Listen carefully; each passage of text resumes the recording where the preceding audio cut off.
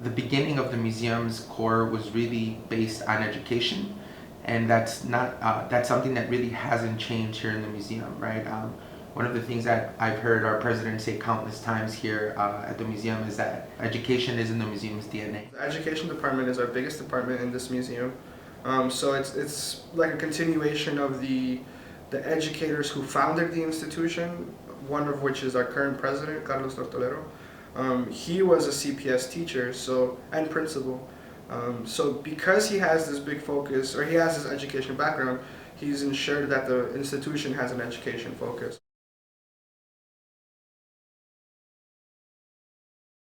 We have after-school programs and in-school programs in the suburbs of Summit. We have programming in like a bunch of CPS schools here in the city, and then we have after-school programming as well.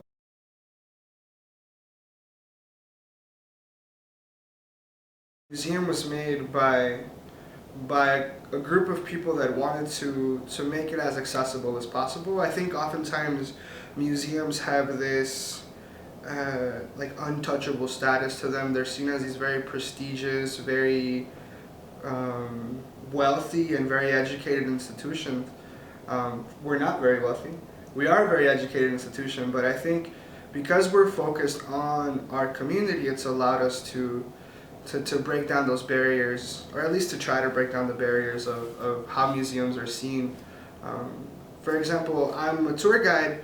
I'm only 24 years old, and that's a big difference to other museums. Like the fact that we have young Mexican people or Mexican descendants presenting the information to the crowd makes it way more accessible.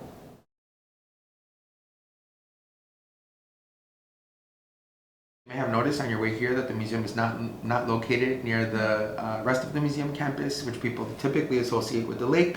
Or if you go to the Art Institute, for example, at Michigan Avenue, the group of founders that the museum that started the museum chose to have it here. Our founder and current president being one of them, Carlos Tortolero, talks about how it was important that the museum was built or established in a Mexicano community, since it was obviously inspired by the Mexicano culture.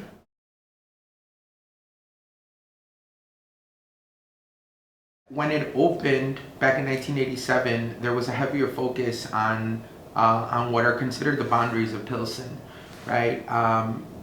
The demographic in Pilsen has changed. It's estimated that about 10,000 residents have left Pilsen, mostly Mexicano residents, since the year 2000.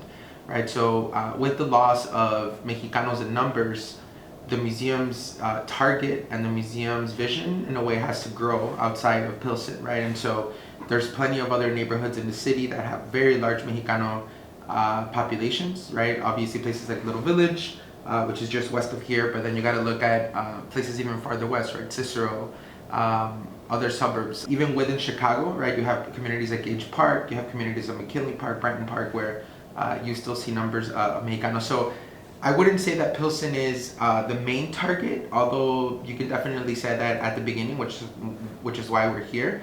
But the museum's target has moved, and so we have to keep on moving with it.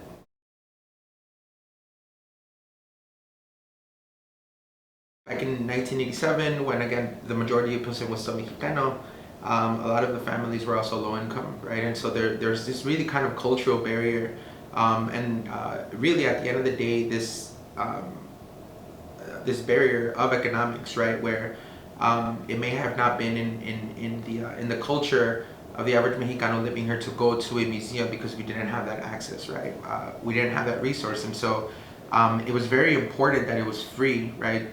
Because free, really, at the end of the day, equals open to everybody, right? So even if you were to charge $1 or $2, and you take that free tag away, I would say that maybe our numbers and visitors would have been low. Making it free creates a different kind of environment. Like, if you think about the Met recently set a standard admission. Before they were like donation based, but now they have a set fee. So they went from being donation based to having like an admission fee of like $19 or $23 or something like that. The Art Institute downtown is in the teens for For Illinois residents, you have to pay like $14-15. That's a lot of money. That's like an hour of work for someone who's doing okay. 2 hours of work sometimes for some people.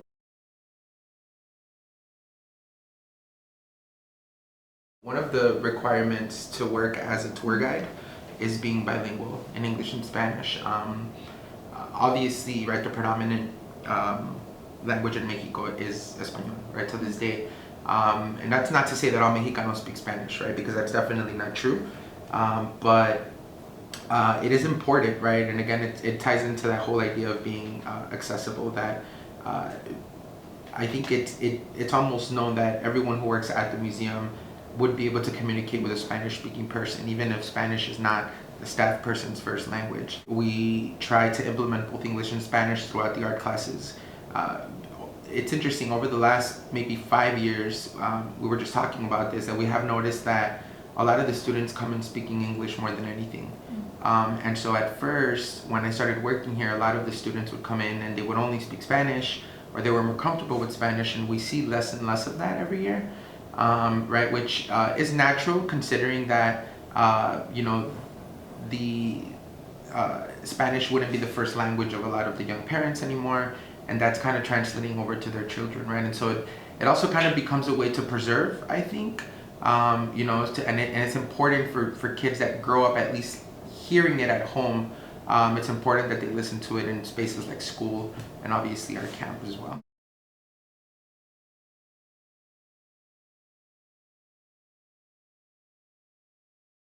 I think it's important to point out how there's been exhibitions here that have really opened the eyes to a lot of people to different things about the Mexicano community.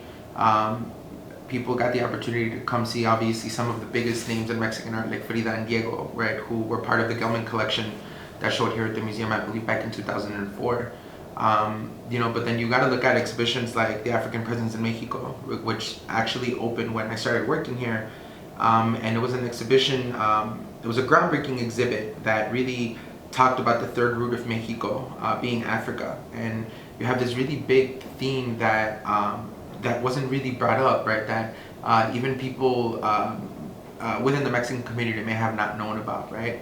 And I think that is all part of, right, of making art democratic, right? That we really have to look at it from a lot of different angles. And I think that's something that the museum has gone out of its way to do for many years. And it's something that obviously we continue to do, especially in these times. We have a lot to say, right? Mexican communities, people of color, like minorities, whatever. There's a lot for us to talk about. There's a lot to bring attention to. So I think that art can absolutely serve that purpose. And hopefully we as an institution give a platform to people to present that information here in our museum, but also like through our education programs, we're giving like young Mexican kids and young kids of color in our city a platform for them to express what it is that they want to say, right? Which I think right now we have so much to speak about. Like for example, like immediately after the inauguration of Trump, maybe like within a week or 2 weeks, we were giving a tour to a suburban school, and one of the kids was wearing a "Make America Great Again" hat, like the little red hat with the white letters. And we had to have this whole discussion about like how we're going to approach this, like what do we tell this kid? You know, he was probably 14 or 15, like a freshman, sophomore.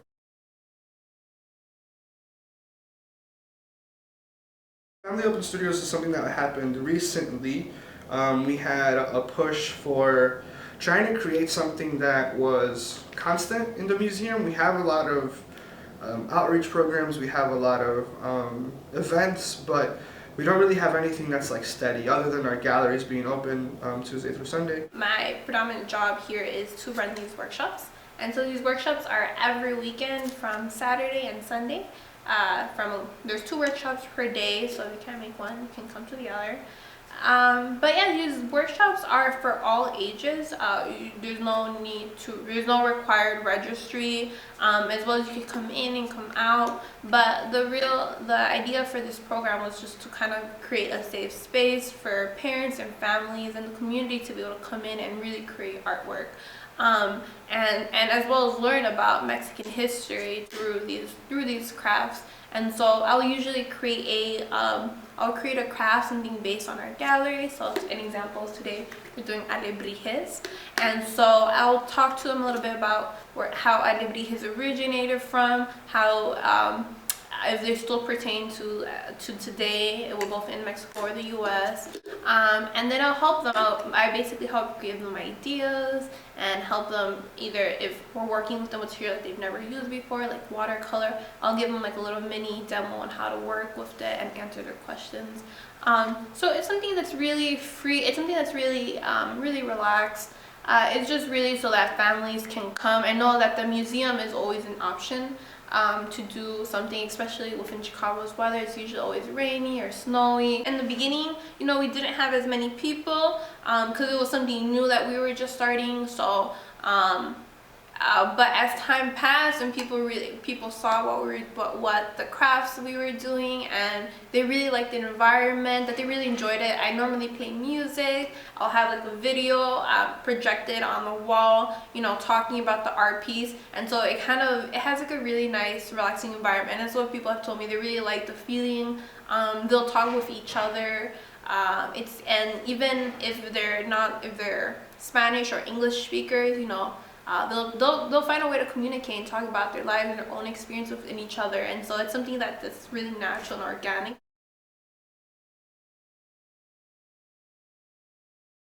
I've had maybe 3 or 4 families that come like every weekend, and because they told me too that, you know, if I weren't here, I'd just probably be at home watching TV. And so, and especially those who really like art but can't really afford art classes or the materials, which I hear a lot, that they're able to come here and use the material that we have here, and even if it's just a small lesson that they can learn.